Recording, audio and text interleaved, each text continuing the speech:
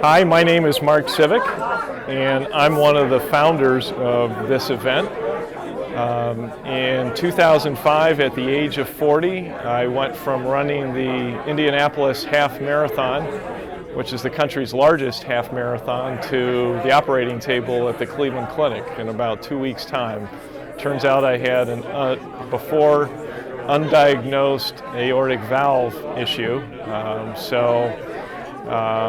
I ended up being operated on in the middle of May. I don't remember the operation date, May of 2005, and at that time was very goal-oriented with running. In terms of my goal at that point was to qualify for the Boston Marathon. So I drove the medical staff crazy when I was in the hospital because my immediate goal coming out of surgery was to run the Cleveland Clinic's half marathon, and came out, behaved myself into mono by August, just by trying to do too much. I blew through the cardiac rehab. They told me I was already at week 6 when I left the hospital because of the amount of walking I was doing around the hospital and so on. So that was both encouraging and discouraging. It was encouraging because I knew I was going to be okay. I never really had any concerns about that. But it was discouraging because cardiac rehab wasn't going to do a whole lot for me. So after I got mono, that was a disappointing thing. And next thing I know, I'm trying to find people like me, and found a website called valvereplacement.com. Read about this tremendous cyclist by the name of Paul Hobbs, who is a former he won't tell you this, but he was a Cat 3 state champion, which is pretty awesome. I mean, that's like the Lance Armstrong of the recreational class. So I found somebody out there that was similarly situated, and I called him up.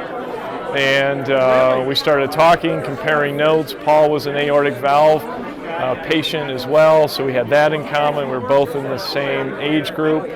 Within a couple of weeks, we interacted with Laura, who had also we all had our valves replaced the first half of 2005.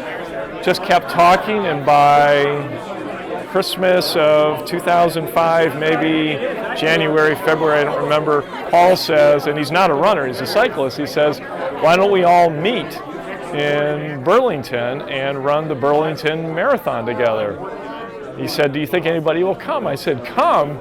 Trust it. It's sort of like Field of Dreams. Build it, they'll come. And we got 5 runners for that first year.